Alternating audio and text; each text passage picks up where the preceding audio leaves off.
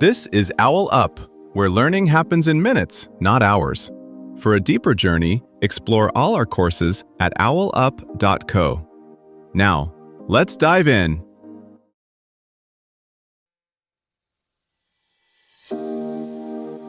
Welcome back to Chapter 3 of The Creative Mindset, Unlocking Innovative Thinking.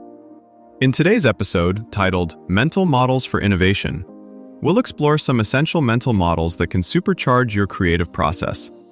By the end, you'll have new tools to think outside the box and tackle challenges with fresh perspectives. Let's dive in. An engineer stares at a whiteboard, erases the entire plan, and asks, "What are we absolutely sure is true here?" That single question helped SpaceX shrink launch costs dramatically. This episode explores how a few such questions can systematically upgrade your creativity. Most people treat creativity like weather. You hope for a sunny day and complain when inspiration doesn't show up.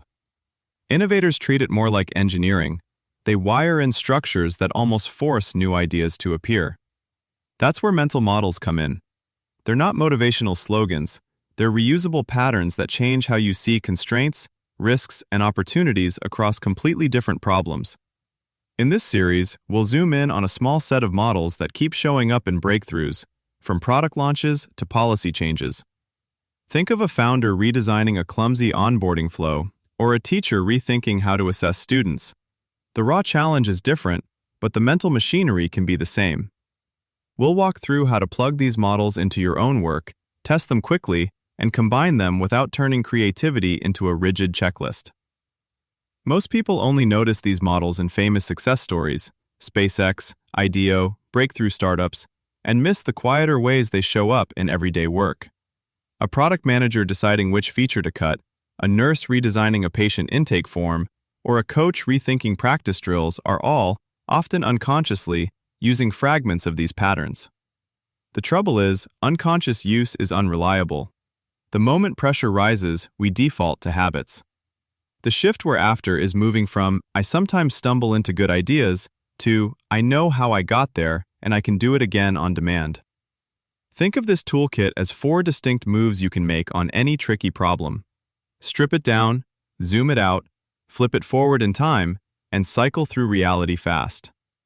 First, strip it down with first principles thinking. Instead of asking, "How do we improve our onboarding?" you ask, "What must happen for a new user to succeed here?" Maybe it's only 3 things: understand value, trust the product, complete one key action. Once those essentials are on the table, everything else is negotiable. That's the same logical move behind rethinking materials and processes in rocketry, but you can apply it to pricing, hiring, or even your personal schedule. Second, zoom out with systems thinking. Here you stop treating the issue as an isolated task and start mapping the moving parts: incentives, feedback loops, bottlenecks, delays. A hospital reducing ER wait times doesn't just add staff. It traces how triage rules, lab turnaround, software alerts, and even parking all interact. You're not hunting for a single fix. You're looking for leverage points where a small change cascades. Third, flip time forward with second-order effects. The tempting feature that will only take a sprint might, 2 quarters from now, triple support tickets and fragment your codebase. A discount campaign that boosts signups today might train customers to delay purchases until the next sale. This model forces you to draft a future press release, not just what happens next week, but what becomes normal if this decision scales. Fourth, cycle through reality with a build, measure, learn loop. Here the emphasis is on speed with intention. Define the smallest version of your idea that can teach you something non-obvious, put it in front of real people, and decide what to change or kill based on evidence. McKinsey's finding that rapid experimenters outgrow peers isn't about luck. It's about racking up more informed attempts per unit of time. Crucially, these aren't rival philosophies. A strong innovator will, in a single afternoon, strip a problem down, map its system, forecast consequences, and then design one sharp experiment to test the riskiest assumption first. A straightforward way to see these moves is in small, real-world decisions. Take a local cafe noticing a dip in weekday traffic. One owner might instinctively launch a buy one get one promo. Another pauses and runs the toolkit. They isolate the few non-negotiables of a great visit, then sketch the surrounding system: office schedules, nearby bus stops, Wi-Fi reliability, order bottlenecks. Second-order thinking nudges them to ask, if we train customers to only come when there's a discount, what does that do to next quarter's revenue? Instead of a blanket promo, they test one sharp change: a pre-order pickup shelf aimed at nearby co-working spaces, measured over 2 weeks. That tiny experiment might reveal unexpected results. Perhaps shorter lines attract remote workers who start holding regular meetups there, turning a small tweak into a stable new demand stream. Your challenge this week: pick one nagging problem and consciously run at least 2 of these moves on it, even if only on a scrap of paper. Soon, AI co-pilots will handle the busy work thinking the way spreadsheets replaced hand calculators. When that happens, the differentiator won't be who can crank through tasks faster, but who can decide which problems are worth solving and how to frame them. Expect job interviews to sound less like quizzes and more like live problem studios.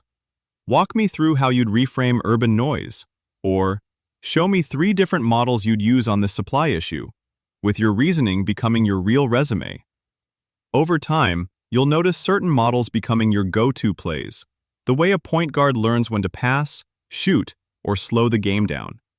As you stack a few wins, start a tiny model log. When a decision goes better than expected, jot down which lens you used. That record becomes a private playbook you can refine instead of reinventing. Start with this tiny habit. When you catch yourself thinking, "That won't work," about an idea at work, quietly add the word "unless" and finish that sentence in your head. Don't try to fix the whole idea. Just come up with one tiny "unless" twist, like, "unless we tested it with only 3 customers first," or "unless we tried it just for next week's meeting."